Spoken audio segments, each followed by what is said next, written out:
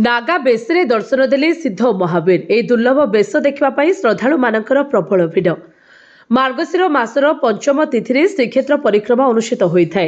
कार्तिक पूर्णिमार 5 दिन पर श्रद्धालु भक्त मैंने श्रीमंदिर चतुर्पार्श्व परिक्रमा करने सहित पंचतीर्थ परिक्रमा करी प्रभु श्री सिद्ध महावीर दर्शन पाई जाइथांती। एही दिन सिद्ध महावीर नागा बेशरे श्रद्धालु मानक दर्शन देइथांती। वर्षको गोटे दिन अर्थात आज दिन में महावीर पाद स्पर्श करने सुजोग पाई।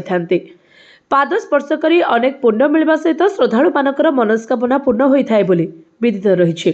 गतकाली राति 12टारे दुआर खोलिबा परे दैनंदिन नीति अनुष्ठित होला परे महावीर को नागा बेशरे सज्जित करा जायथाय।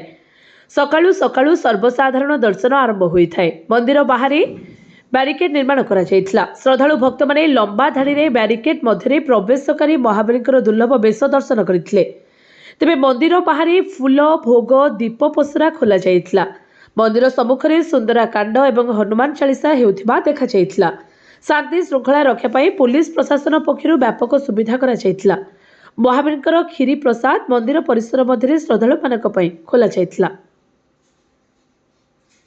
ब्यूरो रिपोर्ट जे न्यूज।